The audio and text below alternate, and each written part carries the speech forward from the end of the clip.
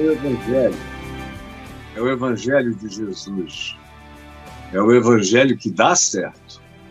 É o Evangelho da verdade. É o Evangelho que realiza o que promete. Promete vida. Vida. E vida em abundância. Ontem eu li aqui com vocês em Mateus 16 e falei sobre o que dizem as multidões que eu sou, quem dizem as multidões que eu sou.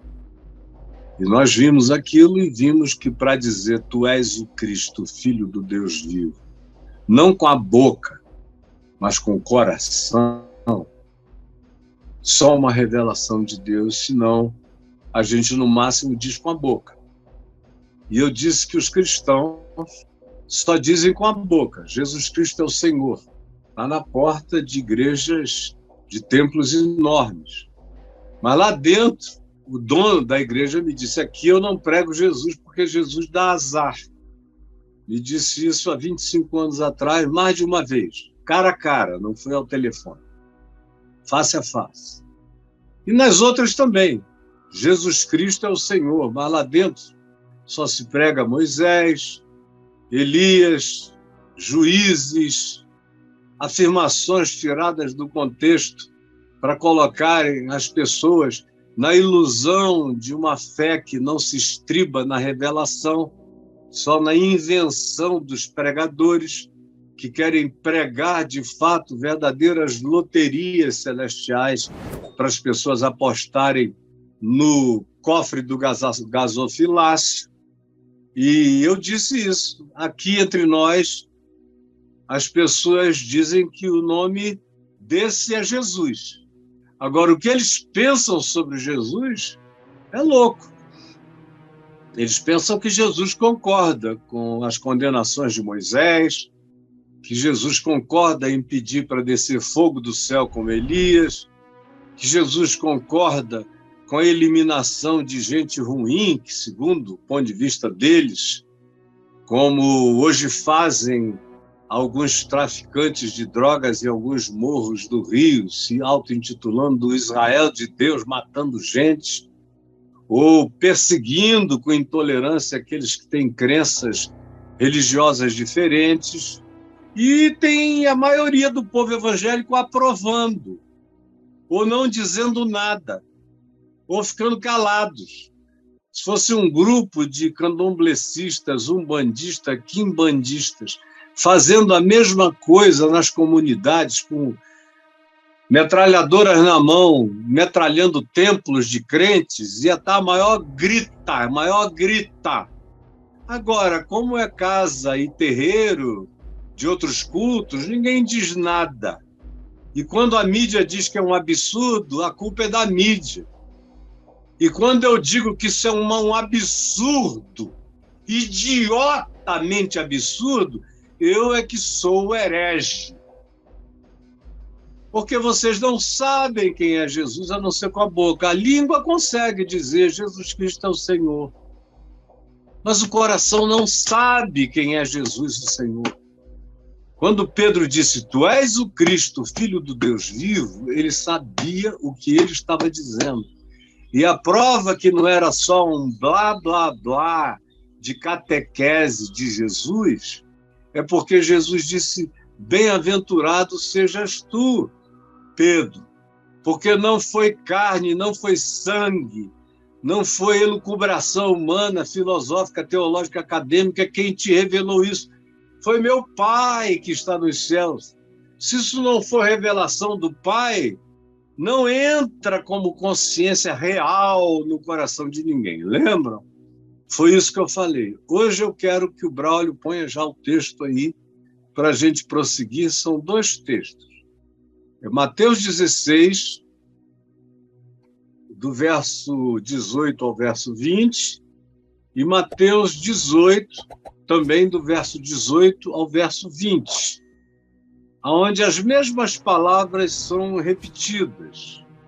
Agora, em relação ao que acontece com quem, de fato, recebeu o selo com quem foi lacrado pelo Espírito Santo, pelo selo, pela palavra no coração. Não aprendeu isso em escola dominical, em repetições, nem na porta do templo. Não. Como eles que não tinham nada disso, jamais teriam nada disso. Vieram até depois que o evangelho virou cristianismo, mas já não era mais o evangelho. Já era o estelionato que a gente tem há 1.700 anos. Mas aqui entre nós a gente come, bebe e se alimenta do estelionato, do cristianismo, que é puro estelionato contra Jesus e contra o evangelho, que falsificou a coisa toda, que sincretizou a coisa toda, que é uma fé praticada em nome de Jesus, mas é pagã. Pagã em todas as suas expressões no mundo inteiro, incluindo aqui, entre a maior parte dos que me assistem, que são evangélicos, a maioria deles pagãos, idólatras de homens, de ministérios, de apóstolos, de profecias, e são idólatras do livro, a Bíblia, que eles dizem que é a palavra de Deus de capa a capa, e esse livro aqui é digno de que por ele se morra. E confessam a fé no livro, mas não leem, não conhecem, não entendem, não discernem, vão só ouvindo o que dizem aqui, coisas soltas, caixinhas de promessas, um verdadeiro tarô bíblico. Não passa disso. O que vocês chamam de a minha fé ou a minha crença não passa mesmo de uma crença sincretizada, pagã. E os gurus de vocês são mais loucos do que todos os que eu tenho conhecido. São os piores gurus da Terra, são aqueles dos quais vocês se servem, chamando de meu apóstolo, meu líder, meu bispo, meu pastor, que me dá a cobertura, que me protege espiritualmente. Me dá vergonha de você. Se você continua nessa, na tristeza horrorosa de ver o estelionato. Agora, hoje, eu quero ler do verso 18 em diante, porque ontem eu fui até o verso 17, quando Jesus disse, olha, foi revelação do meu Pai que está nos céus, Pedro. Também eu te digo, no verso 18 do capítulo 16, também eu te digo que tu és Pedro, que é pedra, fragmento de pedra, o Cefas, em aramaico, que era fragmento de rocha, uma pedrinha, uma pedra lascada, um flintstone. Era Pedro, um fragmento de pedra, Cefas.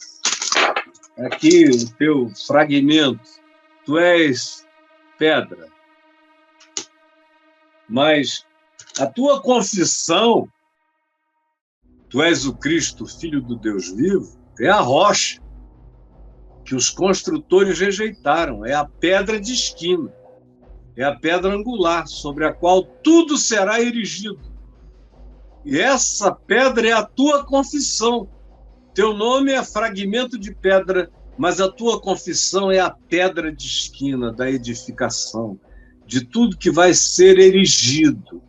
E sobre esta pedra, desta confissão, tu és o Cristo, Filho do Deus vivo, eu vou edificar a minha igreja, que será feita não dessa confissão verbal e oral, mas será feita da confissão disso no coração, do entendimento, da aceitação, do acolhimento, desse absurdo de dizer que Deus estava em Cristo reconciliando consigo o mundo. É com base nisto que eu vou edificar a minha igreja. E só será a minha igreja quem crer nisto de todo o coração e discernir a alegria disso, que não precisa de ajuda, nem de validações outras, nem de corroborações variadas. Basta isto. E se acrescentar alguma coisa a isto, já não é o original. E se tirar algum fragmento dessa pedra, já começou a lascá-la, a destruí-la. Hoje a gente tem pedacinhos da pedra original. E esses pedacinhos ainda são tratados como coisa de somenos, porque o pessoal não quer Jesus sozinho, é muito pouco. Jesus, a chave hermenêutica é limitante, como dizem alguns teólogos protestantes. Os pentecostais não têm nada o que dizer, mas eles gostam da Bíblia inteira porque tem muito mais fogo do céu, muito mais espada para passar na cabeça dos feiticeiros ou dos falsos profetas. Tem muita briga, muita treta. Velho Testamento é treta sobre treta. É muita loucura, é muita vingança, é muita raiva, é muito direito de explodir, é muita piedade que se manifestava na base da espada que saía cortando as pessoas com o zelo do Senhor. Isso tudo caiu, está proibido por Jesus, acabou. Ele não deixa mais João dizer: tu queres que desçamos fogo do céu para consumir samaritanos? Ele diz: vocês não sabem nem quem eu sou. Vocês andam comigo, mas não sabem qual é o meu espírito. Vocês não sabem quem eu sou, vocês só conhecem a minha cara. Vocês não conhecem o meu espírito. Eu não vim para isso, vocês não entenderam ainda que eu vim para salvar, não para destruir. Mas até hoje, nós achamos que ele veio para destruir, que não abre a boca e fala essa frasezinha: Jesus Cristo é o Senhor, que qualquer demônio fala para te enganar. Agora, no coração é que ninguém consegue dizer sem ser verdade. É no coração que vale para Deus. Na boca vale para todo mundo, engana a terra inteira, mas Deus vê o coração. Nunca viu o que sai só da boca, vê o que sai do coração. O que sai do coração, agora pode sair da boca sem estar no meu coração, mas se está no meu coração, sai da minha boca. Mas o contrário não é verdadeiro, pode sair da boca sem estar no coração. Aprenda isso de vez e para sempre.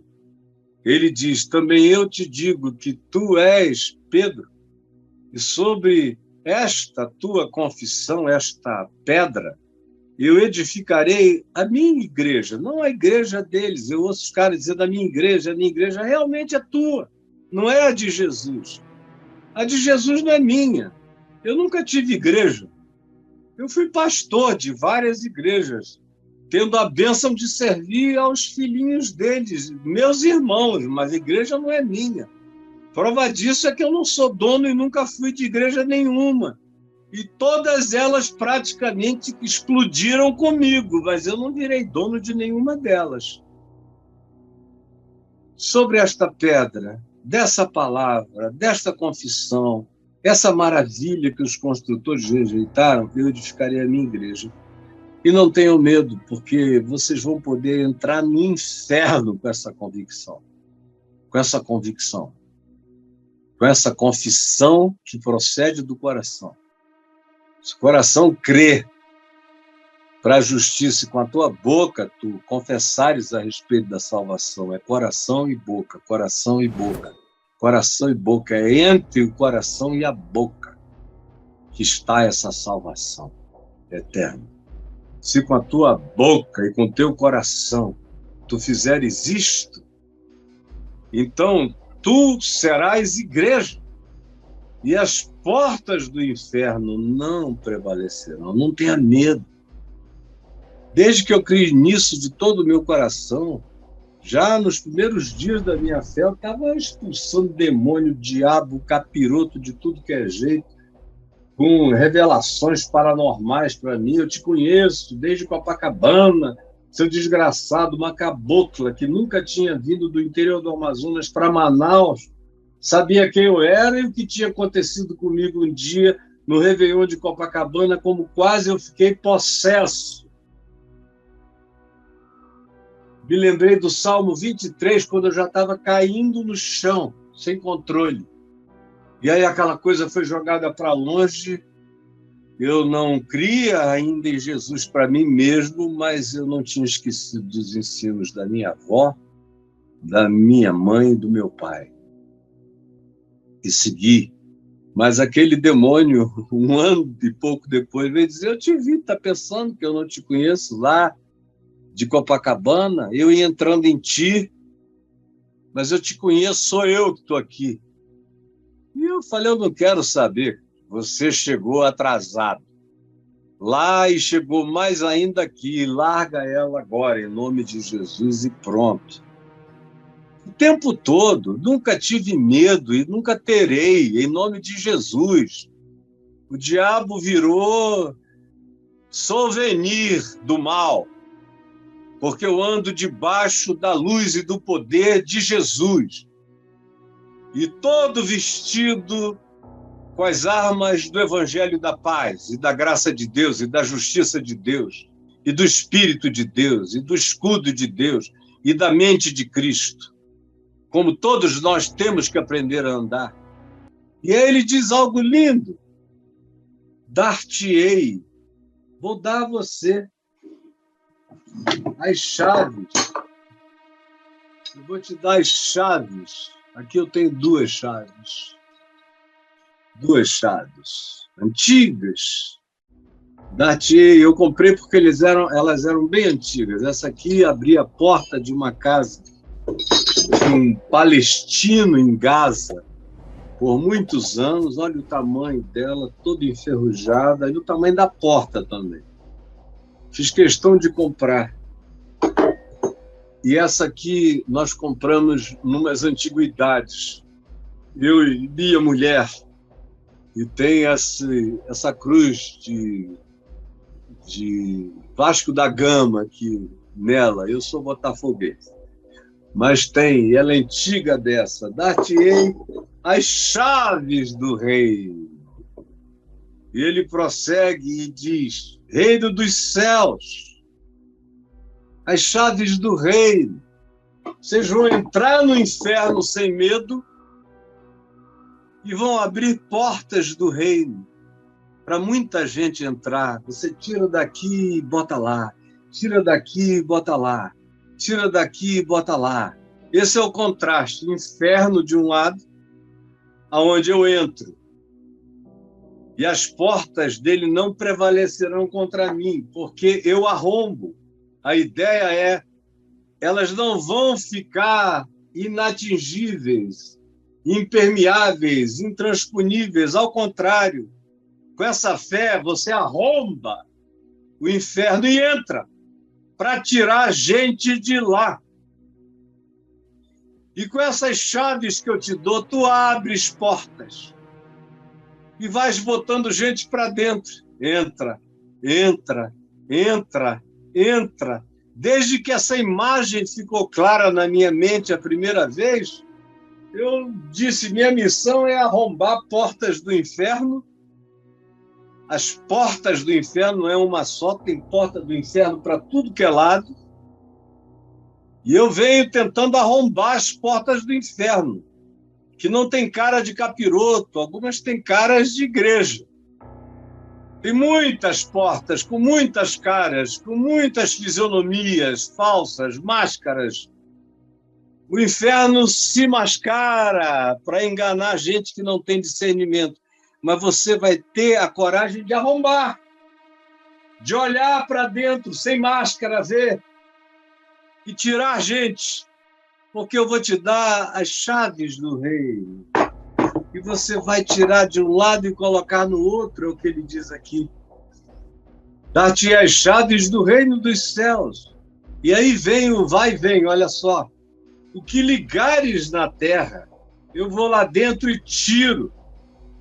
E digo: olha, você agora é de Cristo, é do reino de Deus. Isso terá sido ligado nos céus, não tenham dúvida. De quando essa palavra é crida, anjos aplaudem, se alegram, os céus celebram. Está feito na terra e no céu. É assim na terra como no céu, como também é assim no céu como na terra.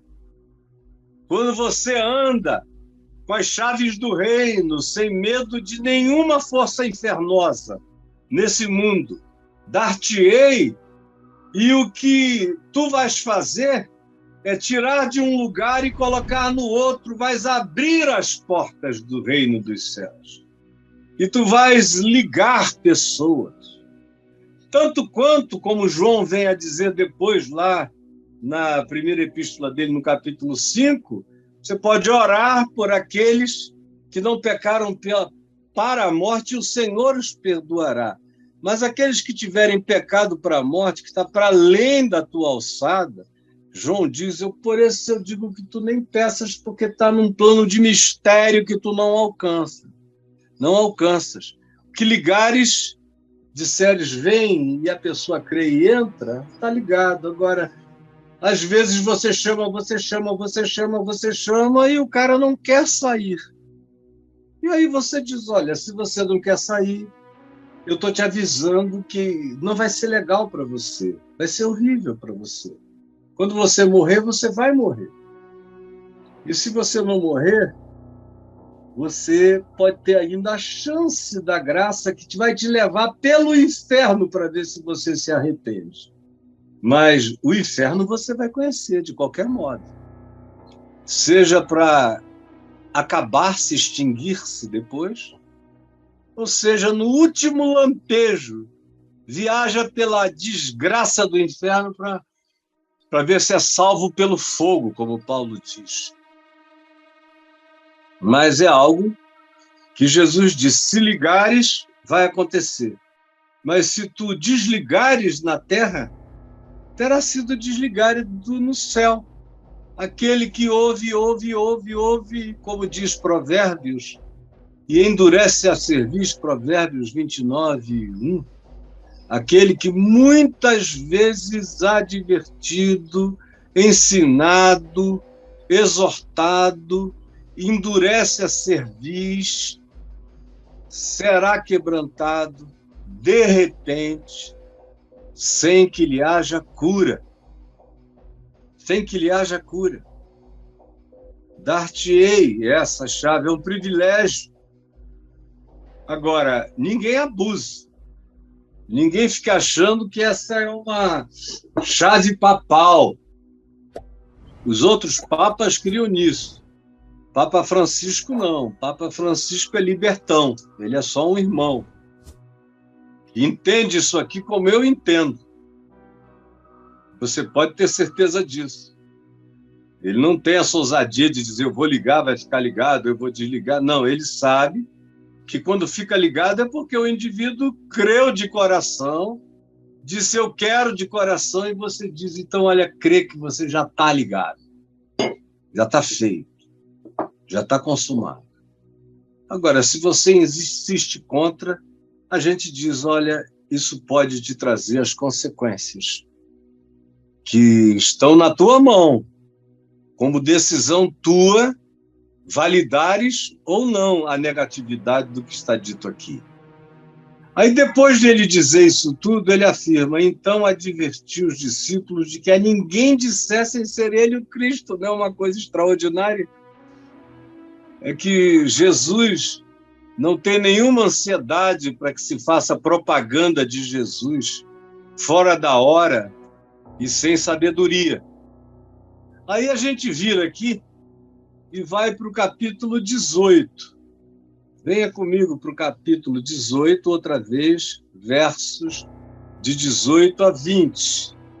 Olha só o que está dito. Em verdade, é um outro contexto agora, é o cara que ficou com ódio dos irmãos, brigou com alguém, não quis se reconciliar, foi procurado pelo indivíduo e que buscou a paz com ele, que foi de bom coração e ele repudiou, odiou, expulsou.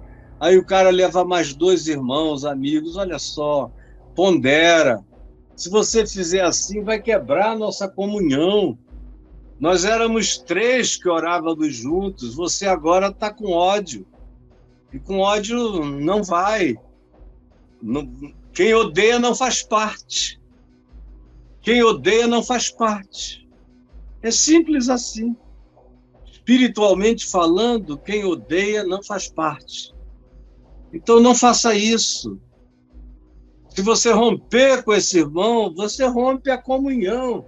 E sem comunhão não se cumpre o que Jesus disse: onde estiverem 2 ou 3 reunidos em meu nome, eu ali estou no meio deles. Porque você era um dos 3 e agora você é filho do ódio, da raiva. Você rompeu o vínculo e você não perdoa. Então você vai agora orar sozinho. E vai orar sem a razão do amor. Vai orar sem a razão da fé. Vai orar sem a justificação da fé. Vai orar sem a sinfonia do perdão e do acordo entre vocês. Por isso, você está se desligando. Não faça isso, pelo amor de Deus. Vão lá implorar o ofensor suposto, que se humilhou, foi lá e falou, com mais 2 que foram reforçar, mas o cara endurece o coração a cerviz e diz: não, não vou, não quero, de jeito algum. Aí levam o assunto à comunidade, aí nem a comunidade ele ouve. Aí ele se faz um cara alienado. Jesus chamou aqui de publicano e pecador. Não que Jesus não andasse com publicanos e pecadores, mas ele está falando daquele grupo que se autoalienava de toda aquela que fosse a experiência da fé, porque não se julgavam dignos ou coisas de qualquer natureza semelhante. Aí o cara se faz algo que não era para ser ele, e ele vai viver uma vida que não era para ser a dele, só porque ele odiou, e quem odeia despertence, porque quem odeia não pertence. Aí se vem e diz: isso tudo, eu te digo que se 2 ou 3 sobre a terra estiverem reunidos, concordarem é a palavra, estarem de acordo. Aqui em cima, no verso 18, a gente vê a palavra ligar e desligar, céu e terra. Nessa dimensão, a chave que abre e entra, ou que deixa fechada para quem não quer sair. Aí ele diz: em verdade vos digo que se 2 dentre vós sobre a terra estiverem de acordo a respeito de qualquer coisa boa, qualquer coisa do evangelho, qualquer coisa do amor, qualquer coisa da verdade e da justiça, segundo a mente de Cristo, essa coisa que porventura eles pedirem em acordo, em harmonia, segundo o evangelho, ser-lhes-á concedida por meu Pai que está nos céus. É claro que tem que ser segundo o evangelho, porque Deus não é Zeus, que só atendia a capricho, e os deuses do Olimpo, que eram deuses do capricho. Não, Deus é Deus do amor. Ele atende aquilo que tem coerência com amor, com verdade, com justiça, com misericórdia, com compaixão, com longanimidade, com mansidão, com domínio próprio, com lealdade, com fidelidade, com todos esses frutos que decorrem da presença de Deus em nós, do Espírito de Cristo nos habitando. No entanto, ele diz: isso é de vocês, é um privilégio. Usem esse privilégio. Assim como antes, no capítulo 16, é segurança absoluta, não tenham medo do inferno. Podem botar o pé na porta que ela vai cair. Entrem sem medo, porque não há o que ameace vocês. E tirem de lá os que vocês puderem tirar. Como Pedro diz na segunda epístola dele, que Jesus, aliás, na primeira epístola, no capítulo 3, que Jesus foi às regiões inferiores da terra. Paulo também diz em Efésios 4, as regiões inferiores da terra, e quando subiu às alturas, levou o cativo o cativeiro e concedeu graça aos homens. Pedro diz que ele foi ao Hades, ao mundo dos mortos, e proclamou, a palavra grega usada é proclamou a vitória do Evangelho. no inferno e foi libertar os espíritos em prisão. Os protestantes odeiam isso e fogem desse texto. E fazem mirabolâncias para explicá-lo, porque não podem simplesmente acessá-lo com limpidez e clareza. E tirou os espíritos em prisão, os quais, noutro tempo, tinham sido desobedientes, quando a misericórdia de Deus aguardava aquele mundo antigo todo pervertido e todo hibridizado pela invasão dos Benai Elohim, que geraram com as filhas dos homens os Nefilim, que perverteram todo o mundo antigo, que foi sepultado no dilúvio. Jesus está ecoando aqui todas essas coisas. Em Mateus 16 e em Mateus 18, ele está dizendo, olha, é assim que será. E quem escreveu o Evangelho, já depois de tudo isso ter acontecido, fez questão de, lembrando dessa fala de Jesus, incluir essa visita à região dos mortos, ao Hades, para libertar gente do inferno, assim chamado. E deu a mim, deu a você, chaves. Eu estou aqui todo dia usando essas chaves do reino, vai fazer 50 anos. E tenho visto milhões serem tirados das portas arrombadas do inferno, entrarem em dimensões celestiais, tanto quanto eu vejo muitos que você, por mais que abra a porta, eles puxam de volta e ficam fechados, e lá ficam, porque lá escolhem ficar. Agora aqui tem a ver com ódio. Tudo isso agora tem a ver com ódio, odiar o irmão, não aceitar reconciliação, perder tudo. Perde até a chance da oração, perde a comunhão. Se perder comunhão sem razão nenhuma com os irmãos, perde com Deus. Porque quem quer andar reconciliado com Deus, anda reconciliado com os irmãos que são irmãos. Não com os mentirosos, falsos profetas, os enganadores. Esses aí, Paulo disse, nem sequer comam com eles. Agora, os que são irmãos, não deixem que nada se interponha entre você e os verdadeiros irmãos. Nada, nem o inferno, nem o ódio, nem o diabo, nem o amor próprio, nem o orgulho, nem o ciúme, nem coisa alguma. Para que você não se aliene dessa comunhão, dessa ligação celestial, desse privilégio eterno que é dado àqueles que aprendem a andar na fé que atua pelo amor. E essa fé se manifesta como vínculo, como perdão, como graça, como reconciliação, como reaproximação, como facilitação da chegada e facilitação da permanência daquele que chega quebrantado dizendo perdão. Perdão, me perdoa de todo o meu coração.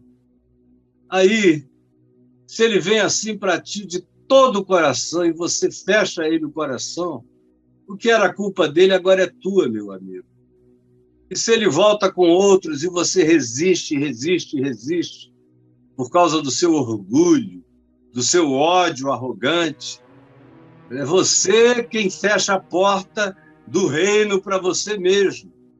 Fecha a porta da oração, como diz Pedro, outra vez, em 1 Pedro, no capítulo 3, eu creio que é no verso 7, ele diz aos maridos, em relação às esposas, para os maridos tratarem bem as mulheres, não maltratarem suas esposas, para que as orações deles não fossem cortadas diante de Deus.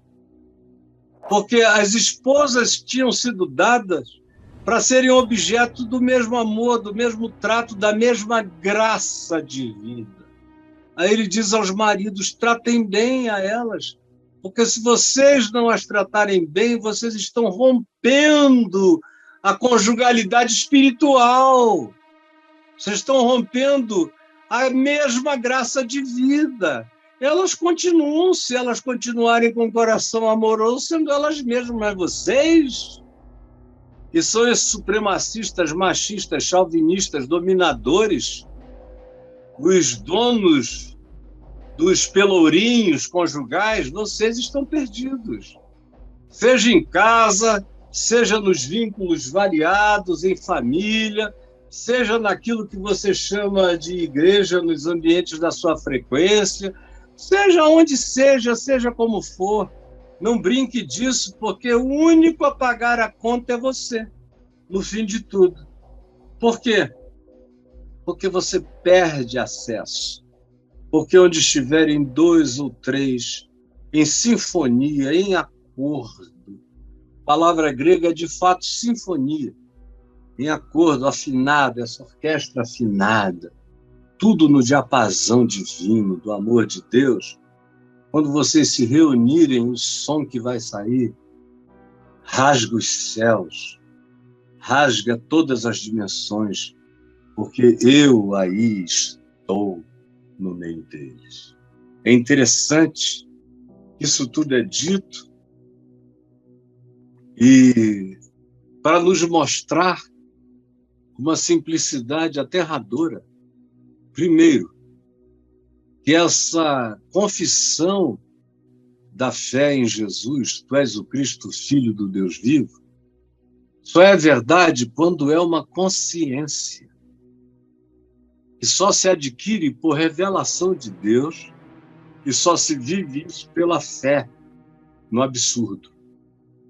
Porque é absurdo, humanamente falando, como eu disse ontem, crer que o eterno, aquele em quem todas as coisas e todos os universos, todas as existências existem e são, pode ter um dia habitado em plenitude com os homens.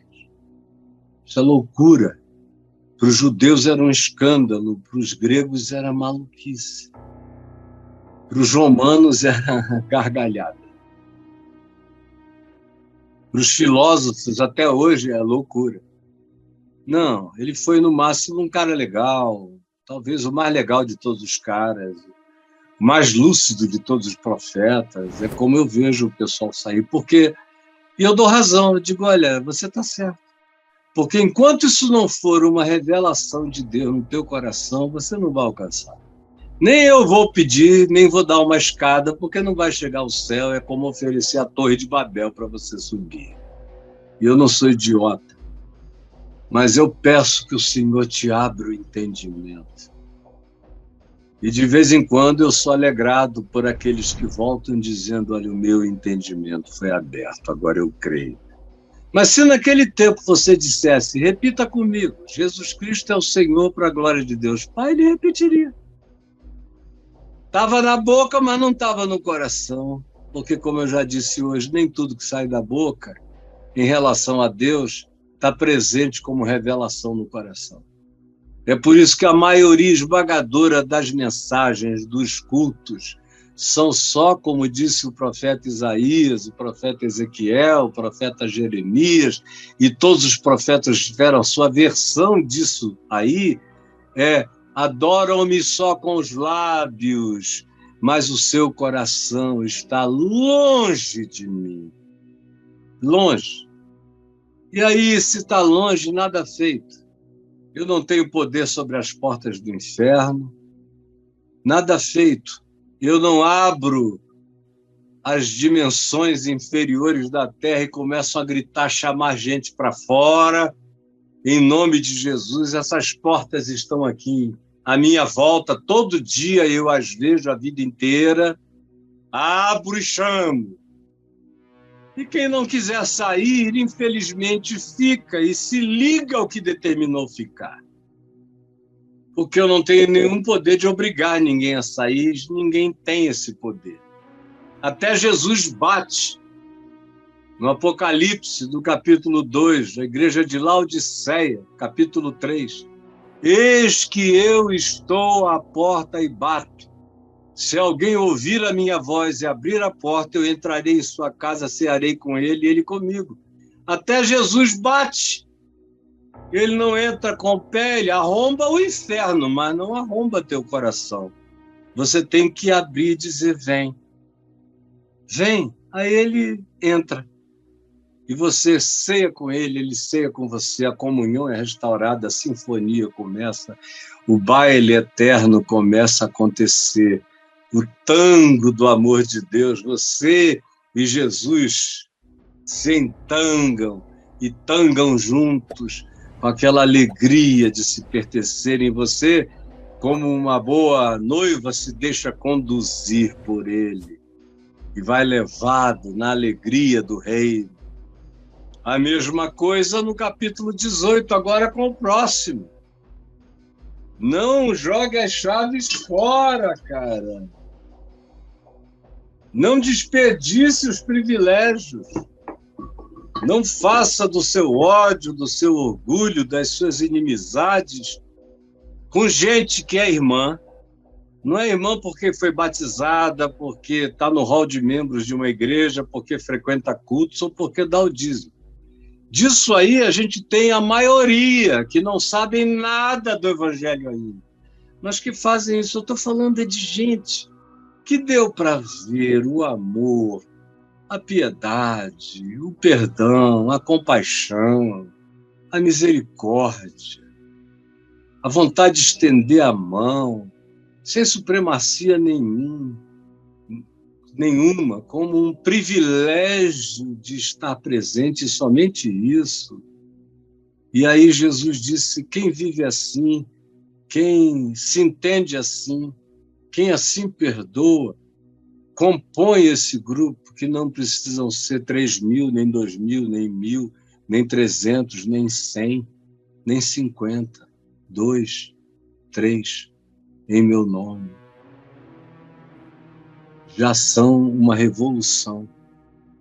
Tem gente que pensa que a reunião de oração poderosa é aquela vigília com 3.000 pessoas gritando, sem ninguém ouvir nada, caindo no chão, sem saber de coisa alguma, todo mundo parece que está numa rave, que tomaram ácido, não sabem de nada, nem pensam, doidões.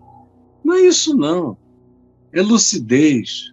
2, 3, em lucidez de fé, em meu nome, na sinfonia, na melodia do reino de Deus. Eu estou no meio deles, e aí quem é que vai se opor? Toda a legião de demônios de todos os níveis de inferno, de Dante, por exemplo, não aguentam o arrombar da porta. Toda avalanche de forças malignas não deterá esse avanço da sinceridade. Por que o que você chama de igreja só incha e não cresce? É porque ela é uma comunidade de fermento. Ela não é uma comunidade de paisagens que são feitos sem o fermento, da Páscoa sem fermento. Não, é pão burulento onde tem mais fermento do que qualquer coisa. É quase só fermento, é quase só inchaço. E você come fermento pensando que é o pão da vida. E vai se enganando, e quando alguém chega e conta a verdade, você diz, não é possível que eu esteja enganado todos esses anos. Infelizmente, é mais do que possível. Eu vou parar rápido, vou parar agora, porque eu quero responder bastante. Jesus, mais uma vez, outra vez e sempre, te pedindo a mesma coisa, que o entendimento, que a compreensão, que a lucidez do Espírito Santo, que a fé que atua pelo amor, que o coração quebrantado, simples, arrependido, se apresente diante de ti e na presença uns dos outros, para que a nossa relação contigo não seja nunca interrompida pelo nosso desamor de uns para com os outros, para com os nossos ódios, ungidos em nome de fervores declarados em teu nome, mas que são praticados no espírito do inferno. Por favor, abre o entendimento de quem quiser ouvir e ver. É o que eu te peço hoje aqui, que aconteça. Em nome de Jesus. Amém e amém.